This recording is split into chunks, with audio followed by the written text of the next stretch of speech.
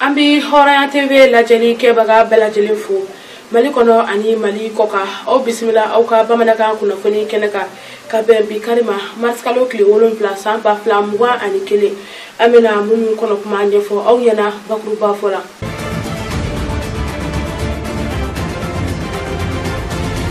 suro jamiatu ikmatini karamogo ba sayidina Sheikh Umaru Seydou Kulubali El Farouk kafra revolution ikmatini tondonga uye wajulu kene belebele nyana maya kafara ka ufe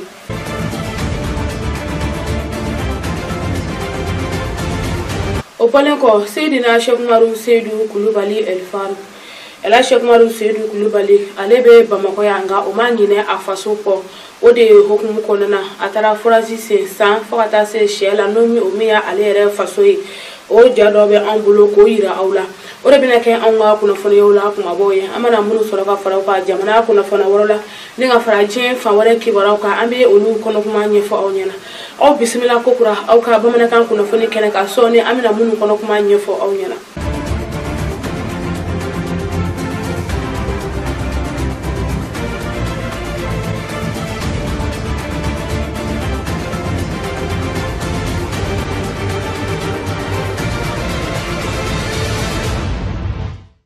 suro jamiatu ikmatini karamogo ba sayidina Sheikh Umaru Seydou Kulubali El Farouk aye wajulu kene belebele nyana maya kafara ka fi wajulu kene mi okumu konnana mamba chama olutime kene konnana kadamne jamiatu ikmatini tonduna nga faraka nyongu chama ka munu bora Bamako anate undugula katani kene belele ba nyana maya ankaramogo ba fe ne we sayidina Sheikh Umaru Seydou Kulubali El Farouk ye ojuma sinawo ani Abdul Jallo anga uluka jasorlo naje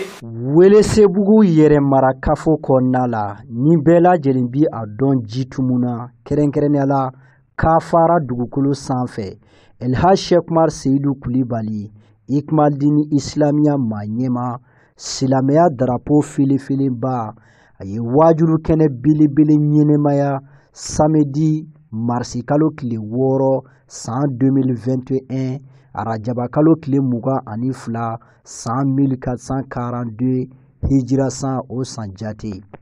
njalakaw ka duba min be kafara dugu konnala olu tun ye wele bila Farukuma akata sigi kafara dugukolo sanfɛ ka dofo dalibama ka dinɛ la o bi se kɛ barika ye ka do u ka du la cogo min ani ka kɛ bilasirali ye kafara ani alamunu bɛɛ lajɛlen ye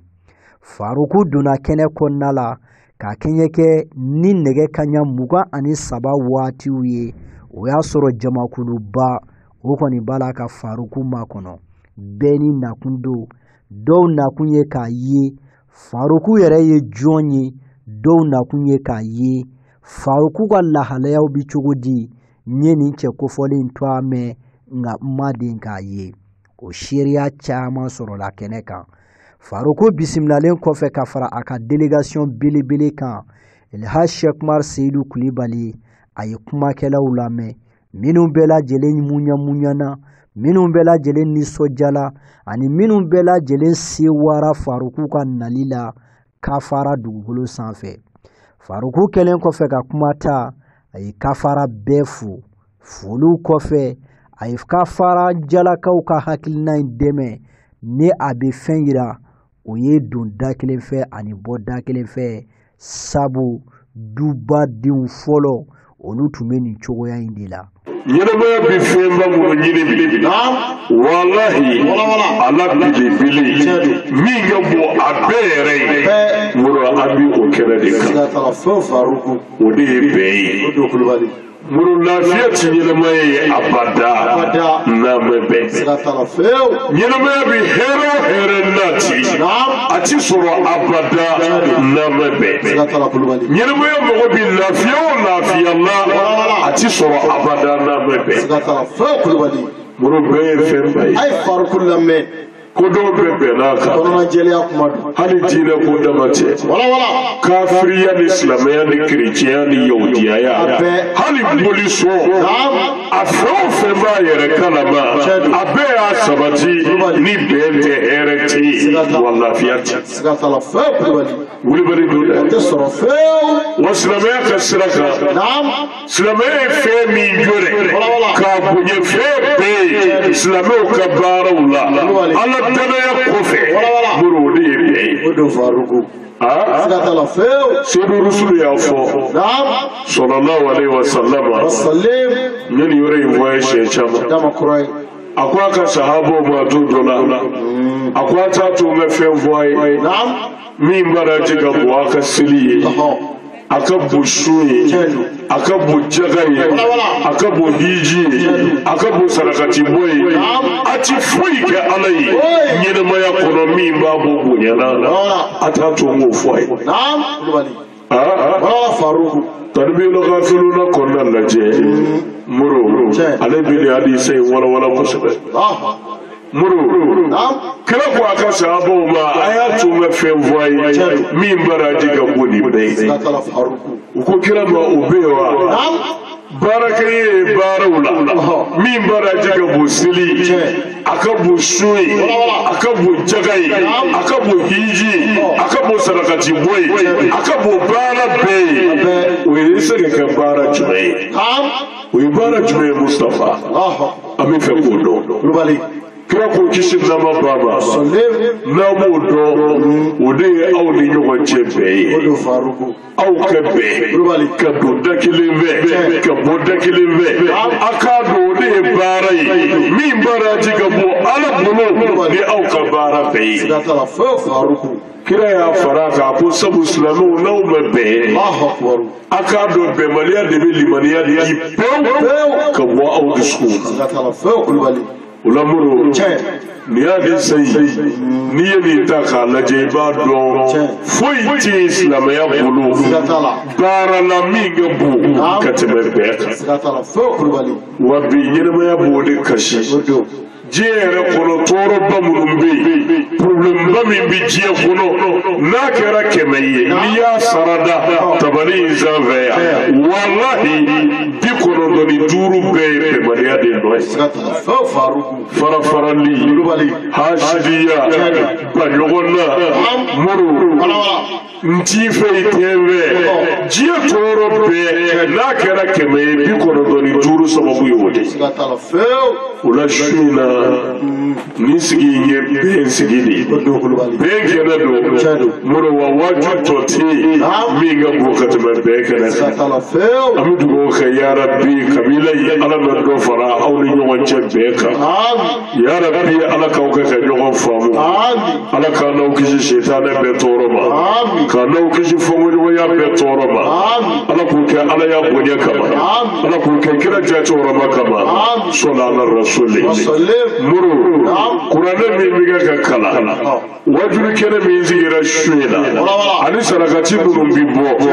halle ni jite kabila jama yere ke bendoro ke nyugo kanuni here ambe ke here soro ambe ka lafiya ke faranyugo ngano ngadi ya nyumai halla me kurane kala billahi na farana nyugo ngaka nyugo na jenu nyei ala kaula janna ka hinai wa ka ta hina shuru aka uba wuli fiu moro kabila ka invitation ka doro kabila de munu bi fa mi ve ambera jele kana faranyo ngadi ndoina ninga ya nyumai ala ka na kabila tanye fe ala ka yirwa ala ka here kanyi ala ka ngishi toroma kana faranyo ngadoro ka kli alla me bu fuidu ni beni nyume tanye ngadi ye billahi fo ala ko ga here ya ama ume wuli fiu moro ko do bede beluka beni nyugo kanu bi yoro mina ko ala ka here bebi wa bete yoro mina ala ka here te hakili sigite wala fiate abada faruku ga korofo nunu bela jelen kun salule nege kanyam fla wotemene ni sanga bisabaye ni wajulu kene bilibili koni kun swalula ni duwa kulu gelew ani ma chama soroli ka fara ikmal din islamiya jedeunka ami duwa de ke ala ka sɛngɛrɛ ta yira an na. Ne tun ye sura ye révolution ikmadini karamɔgɔba Seydina Cheikh Umaru Seydou Kulubali El Farouk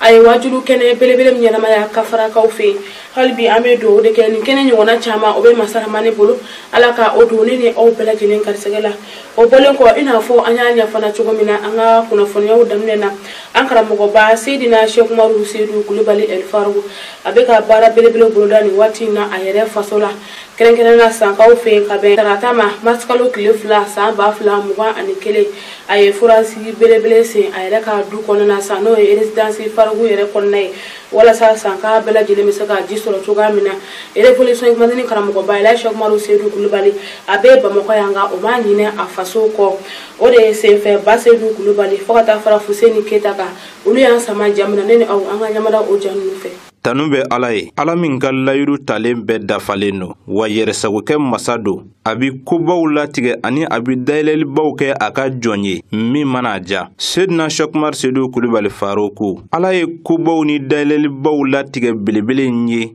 Waati la kumana hakiliw yɛrɛ tɛ se min dana soba min ni o birigiden fɔlɔ dara sankaw fɛ no ziyara senfɛ n'a bɛna kɛ silamɛw jigiyɔrɔ ye ani ka kɛ silamɛya ɲɛjɔyɔrɔ ye san dugukolo sanfɛ jibonto belebele fana sela yɔrɔ in na ko kura munna hali sisan ka se ka ziyara baaraw nɔgɔya ani ka jiko nɔgɔya yɔrɔ in na lamunu jama bɛɛ lajɛlen ye min baaraw bɛɛ lajɛlen latɛmɛna tarata Arajaba kalo tile 18 san 1442 kira ka hijira san jace la o kelen fana bana marsi kalo tile 2 ma san 2000 ani san 21 nɛgɛ kaɲɛ 10 tɛmɛlen ni sanga 23 ye baarakɛlaw ni o ye mansinbolilaw ye olu sera kɛnɛ kan yɔrɔ jace minɛlen kɔfɛ ani ka sɛgɛsɛgɛliw bɛɛ lajɛlen kɛ nɛgɛ kaɲɛ 11 tɛmɛlen ni sanga 16 ye baaraw nun donna an bɛ taa se nɛgɛ kaɲɛ 12 ma waati min na ji kunfɔlɔ o ye bɔli daminɛ nɛgɛ kaɲɛ 15 tɛmɛlen ni sanga 12 ye ji poyila ka bɔ jibondo in na ka shuru fan bɛɛ lajɛlen fɛ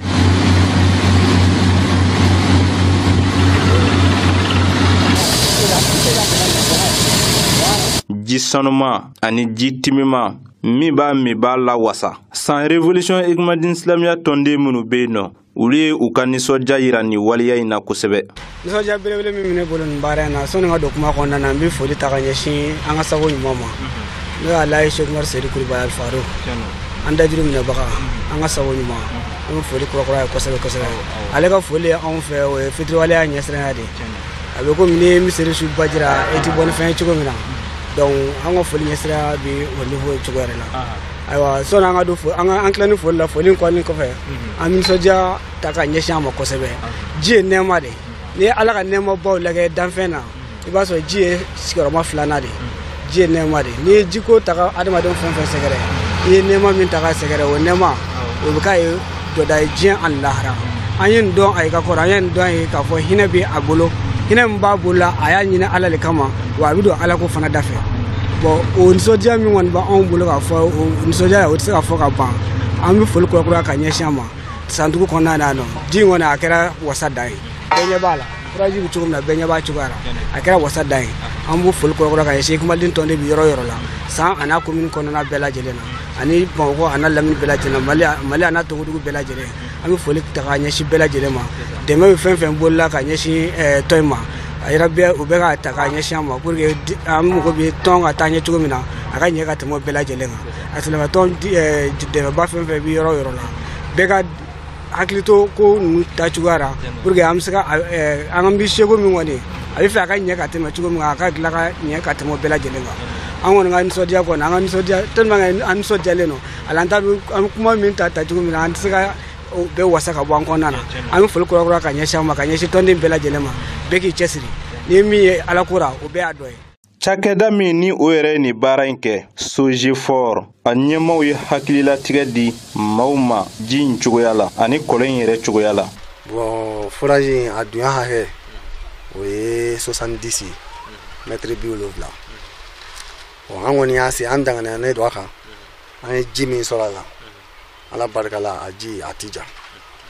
et puis a ji sɔrɔla fara min na a ji ka di parce que fara qualité ka ca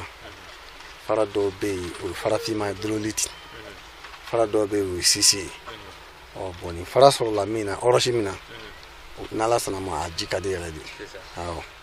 Hakilila jigi bolo ma hali sisan ziyara Basedu Kulubali 1442-2021 a baara ɲɛbila baaraw bi sen na ni ala ma basi kɛ a baaraw bɛna latɛmɛ sunkalo makɔnɔ kɔnɔna na san Ikumadin Silamɛya tɔndenw y'a jira k'a fɔ u labɛnlen don ka diɲɛ silamɛ bɛɛ bisimila san dugukolo kan ziyara baaraw latɛmɛ ko ɲuman na. Hakilisi kuma caman b'an bolo ka ɲɛsin bɛɛ lajɛlen ma ziyara kɔni kɔnɔna na bɛɛ lajɛlen bisimilani bɛ Ikumadin tɔnden bi yɔrɔ yɔrɔ la alimi te Ikumadin tɔnden ni ye karama kanba ye i bisimila sandugu kɔnɔ i bisimila ni bɛ sandugu kɔnɔ en tant que n'i kɔni ye Ikumadin tɔnden ne k'i ye karama fana kanba de i mana bɔ diɲɛ gije yɔrɔ yɔrɔ la ni nana dɔrɔn i bɔra i ka so i nana i ka so o nisɔndiya kɔni o banna bon o hakilisigi fana an b'o kɛ dunanw bɛɛ lajɛlen. Santɔ la a bɛ kɛ cogo min na ni Alahu Taala ma basi kɛ n'a ma an ka jɔnya jɔ an kan ni Ala sɔnna ɲinɛ ta a bɛ ɲɛ ka tɛmɛ santɔ ta kan.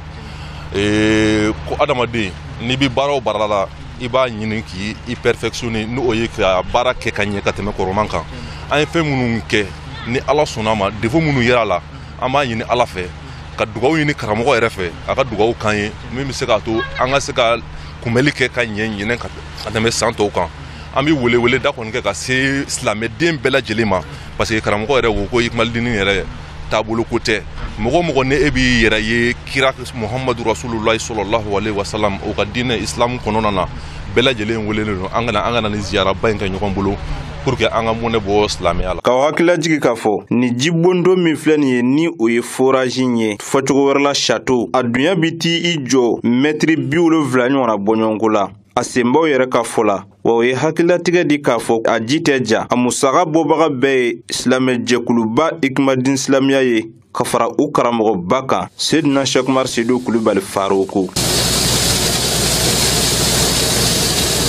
Ko faso kanu o ye limaniya dɔ ye Ela Cheikh Oumar Seydou Kulubali ale kɛra o misaliya tayɔrɔ dɔ ye ni FORAGE sene hali bi a faso la ni o ye SIELA ye a bɔlen sankaw fɛ a y'i kunda SIELakaw fɛ a tila ka taa FORAGE belebele sen hali bi ka yiraw la k'a fɔ Ela Cheikh Oumar Seydou Kulubali ale sigilen bɛ Bamako nka ale hakili bɛ a faso la min kɛnɛ ka hali bi Basedu Kulubali Hussein Keita an ka olu ka jaw lajɛ hali ala jɔnba minnu sen dalen don kiraw ni nabiɲumanw sen da nɔ na olu nali ye hinɛ ni nɛɛma ye danfɛn bɛɛ ye i n'a fɔ o fɔla kira yɛrɛ cikun na cogo min na alaba fɛ kuranɛ kɔnɔ ko a ma ci foyi kama fo hinɛ ni nɛɛma ni lafiya danfɛn bɛɛ ye Seydina Cheikh Oumar Seydou Kulubali Faroko ale ka wale kelen kelen bɛɛ lajɛlen bɛ nin kumakan in tiɲɛtigiya bawo ale ka baara kɛta bɛɛ a bɛɛ ɲɛsinnen don ɲɛnamaya kolosumali ni ɲɛnamaya lafiyali de ma sanga ni waati a bɛ baarabaw ni kobaw sigi sen kan ka diinɛ kunnawolo ani ka silamɛ ɲuman bɛɛ lawasa ko faso kanu fana ye lemaniya ye belebele min kɛra a faso fɛ wa a ye a faso gɛlɛya banni nata ala sɔnna jiko gɛlɛya min tun bɛ siyadugu n'a lamunu bɛɛ lajɛlen kan kɛrɛnkɛrɛnyala SIELA ni o ye Faroku yɛrɛ faso ye belebele ye o taga bɔ u kan ni jibondo belebele senni ye u ye n'a bɛ fɔ a ma ko château min ni a baaraw bɛɛ lajɛlen latɛmɛna bonya ani karama kɔnɔ araba arajaba kalo tile 19 san 1442 kira ka hijira san jati la min fana bɛnna marisi kalo tile 3 ma san 2021 san jibontoba baaraw bannen kɔfɛ baarakɛlaw ni o ye kɔlɔnselanw ye u n'u ka mansinbaw wulila ka u kunda SIELA kan u dola SIELA ka bɛn araba ma nɛgɛ kanɲɛ 21 waati sufɛ suko n'a ta o ta jama bɔra sewa ni bonya ni karama kɔnɔ u nisɔndiyalen ni u ɲagarilen ka baarakɛlaw kunbɛn dugu jɛla alamusala arajaba kalo tile 20 san 1442 kira ka hijira san jati la marisi kalo tile 4 san 2021 SIELA cɛ n'a muso denmisɛn ani mabakɔrɔ u bɛɛ lajɛlen bɔra ka taa soforokun na ka taa ni kɔlɔnba in ni jibondonba in bisimila nɛgɛ kanɲɛ 9 waati SIELA ka cɛ ni muso denmisɛn ani mabakɔrɔ u bɛɛ lajɛlen jɛla ka fatiya ta ka sɔli kira kan ka sɔrɔ ka sira di mansintigiw ma u ka baaraw nun don u nɔgɛnni bɛɛ lajɛlen la olu fana ma bila dagirindala baaraw nun donna ka bɛn ni nɛgɛ kanɲɛ 9 waatiw ye ka baaraw to sen na a kɛnɛ kan SIELAkaw ye u ka nisɔndiya yira k'u ka sewa ni u ka ɲagari yira ni baaraba in na ko ni baaraba min ni o filɛ nin ye ka kɛ u fɛ ni o ye jiko ye nisɔndiyaba fila de bɛ u la gale u ye ji sɔrɔ o jaraw ye filanan ji min fana sababu bɔla kiraw ni nabiɲumanw tiɲɛ ta b'a la Seydina Cheikh Oumar Seydou Coulibaly Faroukou ko o fana nisɔndiya farama kan bawo o ye ji hɔrɔmalenba ye. Alhamdulillahi rabbil alamin an bɛ Ala fo an bɛ Ala kira fo an bɛ Faroukou fo ya Allah ya Rabbi a y'a ka faso kanne kama ya Allah ya Rabbi Ala ka barika don a la ya Allah ya Rabbi sijani kɛnɛya Ala k'a d'a ma jamana Ala k'a yiriwa Faroukou Ala ka barika don a la k'a sɔrɔ barikara fɛn na Ala k'a n'a sudara a y'a dabɔ faso kanne kama ya Allah ya Rabbi Ala k'a sankɔrɔta Ala k'o k'a kɛ Ala kosɔn Ala k'o kɛ Ala kira kosɔn Ala k'o kɛ ikmal diin islamiya kosɔn SIELAkaw a y'a jija a ka don ikmal diin islamiya la SIELAkaw a y'a jija a ka don ikmal diin islamiya la SIELAkaw a y'a jija a ka don ikmal diin islamiya la a y'a jija a ka don ikmal diin islamiya la Faroukou ye ɲɔgɔn ye bali le ye Ala le y'a kɛ maa kɛ dɛ Ala le y'a kɛ wallahi Ala le y'a kɛ komi k'an si nɔ kuma caman ba ye alimamidenw kumana ka ban alimamiden fila kumana u fa ye san 40 ani kɔ de kɛ a bɛ k'an ka jamana seliya foyi t'a dara ni Ala ko tɛ wa an y'u ta k'u bila an ka ko ɲɛfɛ an ye Ala bila an ɲɛfɛ ka kira bila an ɲɛfɛ k'u ni Faroukou bila an ɲɛfɛ ko wɛrɛ bɛɛ kɔfɛ min ka bon ye inshallah ayiwa hakɛto bɛ kuma na ne bi masa fo k'a barika da nin jiko in na ka segin ka masa fo k'a barika da nin jiko ye don dɔ tɛmɛ nin na n'a fɔra ko anw jariw kaw bɛna nin sɔrɔ an b'a fɔ ko tiɲɛ tɛ nka Ala y'a kɛ bi Ala ye nin nisɔndiya in jira anw na bi ka na anw dɔn nin kɛnɛ in kan an ora an bɛ masa fo k'a barika da ka Faroukou fo k'a barika da a n'a nɔfɛ tɔ maa bɛɛ k'u bɛɛ fo k'u barika da an jariw kan an bɛ Faroukou fo jariw muso an bɛ Faroukou fo k'a barika da Ala k'a sɔn hali bi Ala k'a ka nafa caya ka tɛmɛ nin kan hinɛ in min ye nin ye n'a y'a di anw ma tiɲɛ yɛrɛ a nisɔndiya barika bonyana ne yɛrɛ kɔni a nisɔndiya barika bonyana ne ma kuma tɛ n kɔfɛ mɔɔw ma an bɛɛ lajɛlen ko an y'a fo k'a barika da a ni ce a ka kɛwale ɲuman na nin jiko in na ni nisɔndiya ko an tɛ se ka nin fɔ k'aw ban ni min ɲiginna an kɔnɔ an b'o de fɔ anw bɛ Ala fo k'a barika da ka Bahumugɛnɛ den fo ka Seydou Coulibaly den fo Ala barika la Ala ye nin k'anw ye nin kun t'anw kɔnɔ nka fɛn bɛɛ bɛ Ala fɛ Ala ye nin k'anw ye ka dugu sankɔrɔta Ala ka Faroukou sankɔrɔta Ala k'a kɛ kulu ye Ala ka hɛrɛ bɛɛ d'an ma a ye hɛrɛ d'an ma cogoya min na Ala ka hɛrɛ caya n'o ye ten nin kɛnɛ in kan SIELA yɛrɛ yɛrɛmarakafo ɲɛmaw ni o ye a koɲɛnabɔlaw ye mɛriw ka taa se maakɔrɔ koɲɛnabɔlaw ma olu bɛɛ lajɛlen u ka nisɔndiya ani u ka sewa yira ni baara belebele in na vraiment nisɔndiya mun bɛ ne na bi Ala dɔrɔn de b'a dan tɔ parce que jiko nisɔndiya bɛ yen ani nisɔndiya wɛrɛw bɛ yen tuguni ka bɛɛ sababuya kɛ ni Faroukou ka jiko in ye jiko ye nisɔndiya dɔ ye Faroukou yɛrɛ ka jiko fana y'a damana nisɔndiya ye donc wala ne bɛ foli lase aw ma aw mun bɔra Bamakɔ ka na n bɛ foli lase aw ma ka barika da kɛ aw ye ka dugawu ɲini aw fɛ ka dugawu kɛ aw ye an bɛɛ lajɛlen ka dugawu kɛ Faroukou ye fɛnɛ denmisɛnnin don donc ne binakɛ don sa mais n ka denmisɛnnin don donc denmisɛnnin don an b'a ɲini jama bɛɛ lajɛlen fɛ bɛɛ ka dugawu k'a ye Ala ka sijan ni kɛnɛya di a ma Ala ka an ni a juguw bɛɛ malo an ye الرحمن الرحيم الحمد لله رب العالمين والعاقبة للمتقين ولا عدوان إلا على الظالمين والصلاة والسلام على النبي المصطفى الكريم وعلى آله وصحبه أجمعين الحمد لله أما الله تعالى تندو أما فو أما بركة أنا لا ينكم بني ندرا سواء SIELAkaw كوني بيمسي أنا تزمناكم وراكا أنا دفعنا لا دوغو بينا ليانغاكا ما باب بفكر كنا ما مينا بكوفو ني أنتي kerengere nyara nyara dugo ko kama dugo ina ya ka on yoru to dugo jinasi nyama yara on yoru islamo ka fo nyonga yanno kam shifa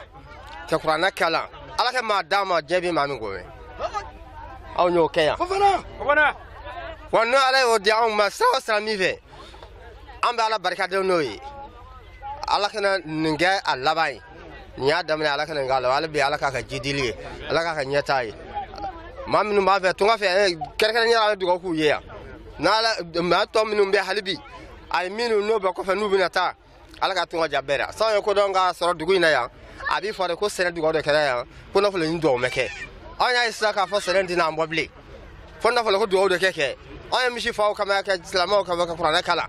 ma alhamdulillah ala y'a dugawu jaabi kɛ an ɲɛna ko an b'a la fo an b'a barikada ale bɛ baara in a daminɛ ayiwa a kɛra an ɲɛna hɛrɛ la tun ala ka tɛmɛ k'an ɲɛna hɛrɛ la ten nɔ ala ka jidili a ka kunna wele ala ashrafil mursalina sayyidina wa habibina muhammad wa ala alihi wa ashabihi wa man tabi'ahum bi ihsan ila yawmiddin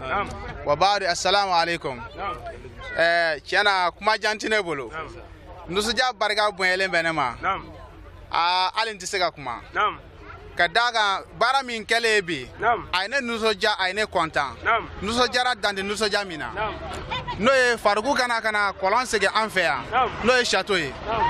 an yɛrɛ nata tun bɛ château kan jiko gɛlɛya de bɛ an na bon n'ala sera k'a latigɛ o seginba o jiko gɛlɛya wuli b'a mɛna ka dɔrɛ fo an yɛrɛ ka faso kɔnɔ den dante o nisɔndiyara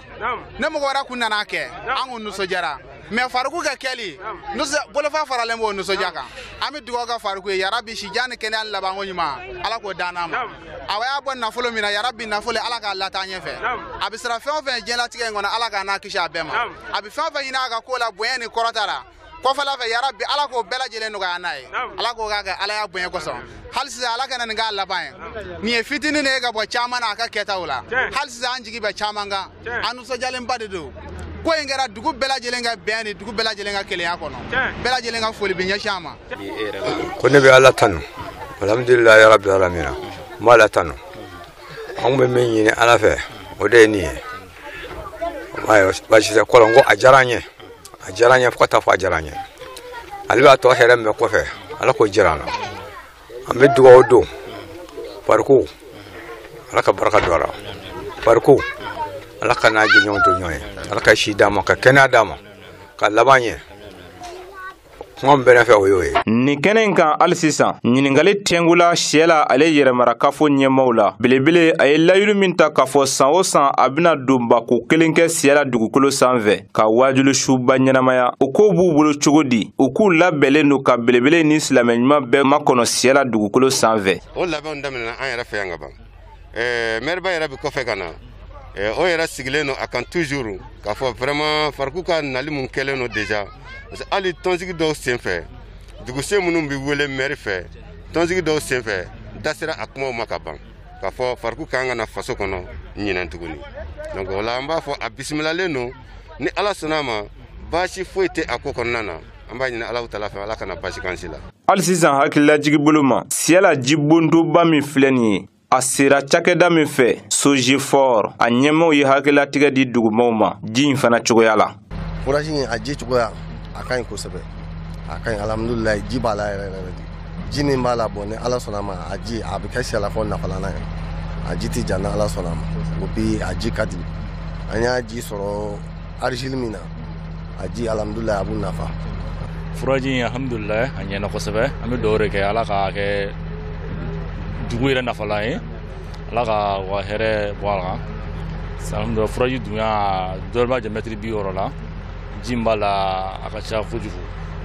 a ka ca n ko hakɛ t'a dan na yɛrɛ ji b'a la yɛrɛ an bɛ dugawu de kɛ ala ka kɛ ɲɛtaga ye. K'aw hakilila jigi k'a fɔ ni jibondo min selen filɛ nin ye SOGEFOR mɔgɔw yɛrɛw fana ka fɔ la dɔɔni dɔrɔn de b'a jɛ mɛtiri 60 la wa a sigilen don yɔrɔ min na a ji tɛ ja a fana musaka bɛɛ bɔbaa ye ikumadini silamiya ye silamɛ jɛkuluba min ye layiru tagatugu faruku nɔfɛ k'u b'a dɛmɛ diinɛ dɛmɛni na ni u ni n'u ka nafolo ye ka fara belebele yɛrɛ fana ka duwawu n'a ka dɛmɛ kan ka jiko gɛlɛya taga bɔ Siadugu yɛrɛmarakafo kan ni o ye SIELA ye. An bɛ duwawu de kɛ hali bi Elhaji Umaru Seydou Kulubali El Farouk ala k'a ka laɲiniw bɛɛ lajɛlen sabati diinɛ labarali okumu kɔnɔna na o de fana bɛ an sɛnsɛn ka taa diɲɛ fan wɛrɛ kibaruyaw la o juma sinago ale sera ka jamunu fara ɲɔgɔn kan ka bɛn bi karima masikalo tile 7 san 2021 ne ni aw an ka ɲɛmada o jaw fɛ.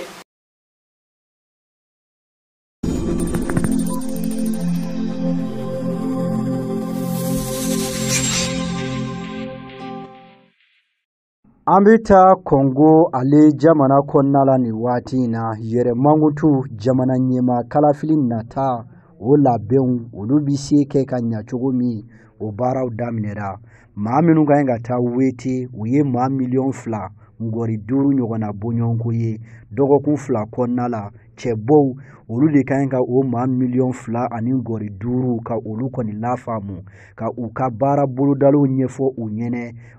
ni waati kofɔlen ninnu kɔni na i b'a ye k'a fɔ kalafili kɔni juru kun samalen don kosɛbɛ kosɛbɛ Kongo ale jamana kɔni kɔnɔna la sifinakaw olu kɔni y'a yira k'a fɔ olu mako bi maa la maa min ni o bi se baara bɔ wo kɔnɔ ka di olu kɔni ma ko olu kɔni bina wete o ye maa minnu kɛn bɛ k'u kɔ da ɲa na ka juru kun sama o ye cɛ 7 ɲɔgɔnna bɔɲɔgɔnko ye o cɛ 7 na Denis Sassou Nguesso ni o ye jamana ɲɛmaa yɛrɛ ye bi ale bi fɛ k'a yɛrɛ nɔrɔ bila a si bɛ san 70 ani san 7 la ni ye a san 36 ye ale bi Kongo jamana ɲɛmaaya la i b'a ye k'a fɔ san 1979 Denis Sassou Nguesso ale kɔni bina ka kɛ Kongo ale jamana ɲɛmaa o kɔni ye san 1992 jamana ɲɛmaa kalafili baaraw bina labɛn Pascal Lissouba ale bɛ wuli ka i jɔ ni sebaaya ye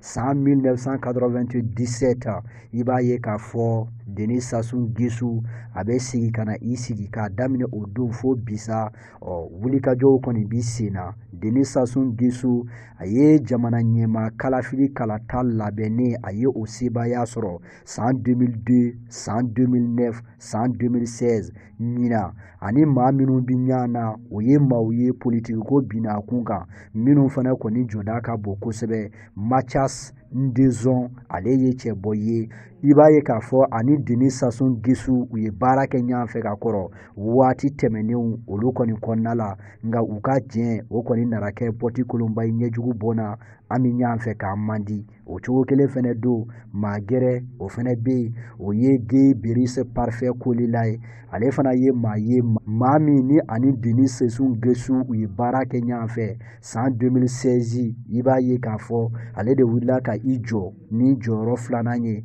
jamana ɲɛmaa kalafili senfɛ maa min bɛ yen tuguni o tɔgɔ Albert Onyange a si bɛ san 60 ani san 6 la ale fana ni Denis Sassou Nguesso ye baara kɛ ɲɔgɔn fɛ k'a daminɛ san 1979 ka taa se san 1992 ale waatiw ma Joseph Kiyumbi Kia Mbungu ka taa se Angioso Ngagia Angabema ninnu bɛɛ lajɛlen fana ye cɛbɔw olu kɔni ye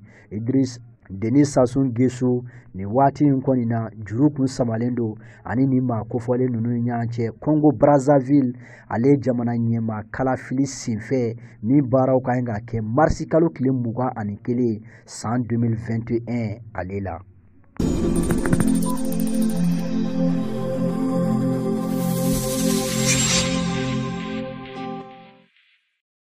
An bɛ taa États-Unis jamana kɔnɔna la cogo min États-Unis jamana ka sɔrɔ bi se yakubaya cogo min na an ko a ma ko économie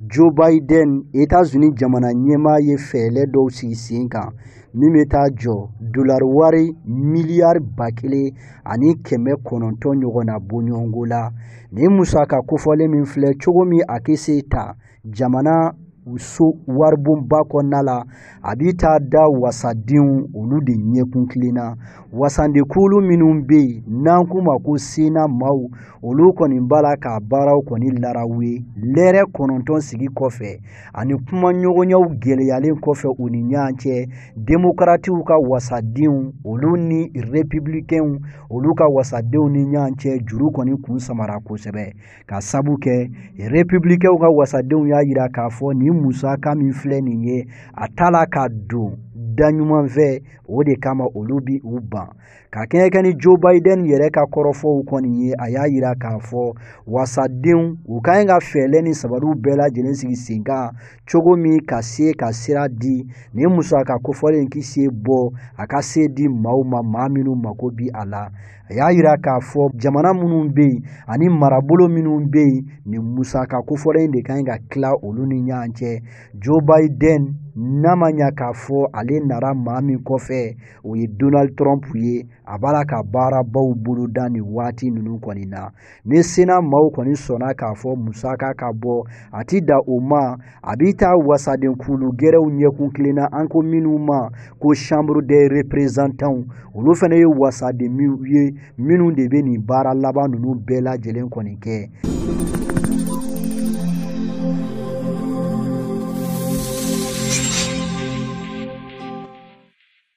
A bi tile 10 bɔ nin waati in na nɛgɛjuru siraw fo ka taa se bɔlɔlɔ siraw olu degunnen don kosɛbɛ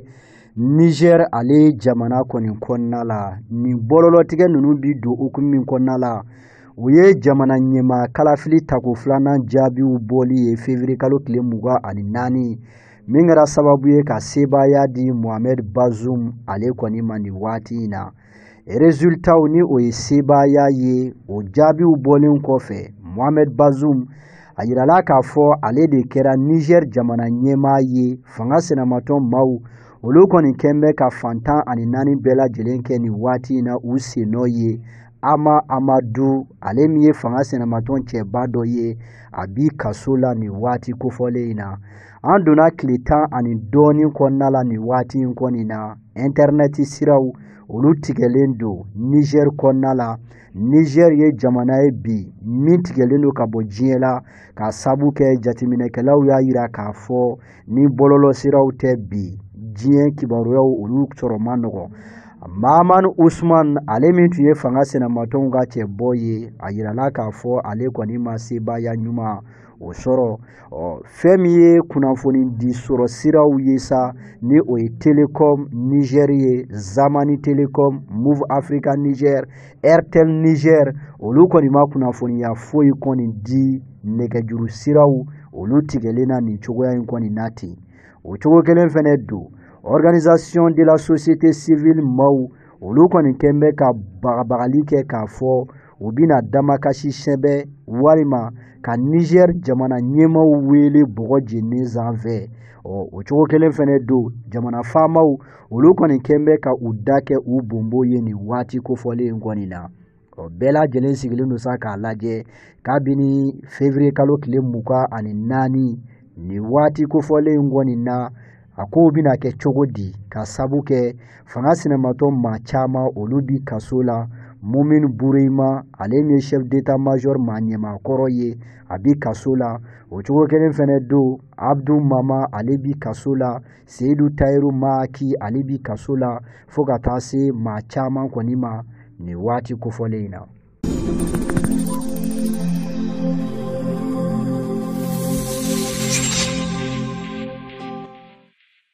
An bɛ taa kɔnɔwari jamana kɔnɔna la wasaden kalafili baaraw bi senna nin waati in na minnu baaraw daminɛra samedi marisi kalo tile 6 san 2021 i n'a fɔ a tun fɔra cogoya min na wetekɛ biro ye biro 22 ɲɔgɔn na bɔɲɔgɔnko ye wa a bɛɛ lajɛlen dayɛlɛnna kabini nɛgɛ kaɲa 8 waatiw la cɛbɔ olu kɔni ka ca kosɛbɛ nka wasaden u ye maa 200 ani maa 55 ye jamanadenw kan ye ka maa minnu sugandi marabolo 205 o kɔni kɔnɔna la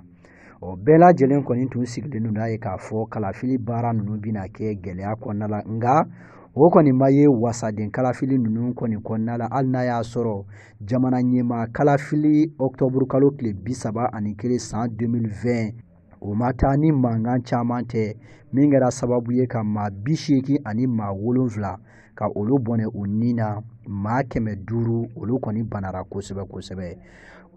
wasaden kalafili minnu filɛ an k'u ma ko députéw a kɔni b'a la k'a kɛ kɔnɔwari ale ye fantan ani 4 bɛɛ lajɛlen fɛ wa nin ye a siɲɛ gale ye kɔnɔwari politiki ko ti taa ni maa minnu tɛ olu bɛɛ lajɛlen sen ka don wasaden kalafili la kabini san 2011 Laurent Gbagbo ale ka minɛli o kɔni senfɛ i b'a ye k'a fɔ PDC maaw olu bi kɛnɛ kan, FP maaw olu bi kɛnɛ kan, RHP maaw ninnu bɛɛ lajɛlen kɔni bi kɛnɛ kan nin sen in kɔni na. 2016 RHDP ni o ye Alassane Dramane Ouattara ka fɛɛlɛtɔn ye ani PDC o min ye Arikona Bejew ka cɛbɔ ye olu de tun ye fara ɲɔgɔnkan kɛ min kɛra sababu ye u ye jɔyɔrɔbaw sɔrɔ nka ɲinan in a kɔni tɛna kɛ o cogoya kelen na ka sabu kɛ o bɛɛ lajɛlen kɔni b'a la ka I jɔdaw dafa. Laurent Gbagbo, Charles Blé Goudé, Albert Mabry Touakeuse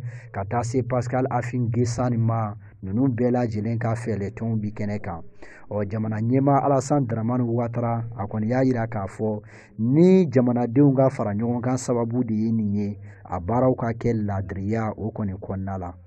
An balima TV Horonya lajɛbagaw, ni de bɛ dansigi kɛ bi anw ka bamanankan kunnafoni na. An bɛ dugawu kɛ an faso Mali ye, Ala ka Maliba in kolo suma, ka malidenw da kelen fɛ k'u bɔ da kelen fɛ, bɛn ani kelenya ani basigi ni ko to ɲɔgɔn tana ni ɲɔgɔn lamɛn. Ala ka o sabati Maliba in kɔnɔna na, Ala ka lakana sabati Mali fantan ani naani bɛɛ lajɛlen na. Ala k'o kan ya ka Ala ya bonya kama, kira bonya kama, sɔli ala rasuli. O bɔlen kɔ anw bɛ dugawu kɛ an yɛrɛ karamɔgɔba in n'o ye Seydina Sheikh Umaru Seydou Kulubali El Farouku ye. Sijan ani kɛnɛya labanko ɲuman o bɛ masaramani bolo. Ala k'o di a n'a ka denbaya bɛɛ lajɛlen ma. Ala ka mɔgɔ bɔ a la min bɛna jɔyɔrɔ ta diinɛ labarali okumu kɔnɔna na. Hali bi an b'a lɔnya k'a fɔ kunnafoni kuncɛw la ka bɛn mars kalo tile 10 nata in ma san 2021 arabadon. Jamiyatu Hikmatu tɔnɔni ka fara u karamɔgɔba kan n'o ye Sheikh Umaru Seydou Kulubali El Farouku ye. O kɛlen bɛ ka sanɛlɛ wajibu labɛn ba kɔ jikɔrɔni balontan tɛrɛnba la min senfɛ o kɛlen bɛ ka wele bila diɲɛ alisilame ɲuman bɛɛ lajɛlen ma Mali kɔnɔ ani Mali kɔ kan walasa an bɛɛ lajɛlen bɛ se ka dɛmɛ ɲɛnama ɲɔgɔn fɛ cogoya min na.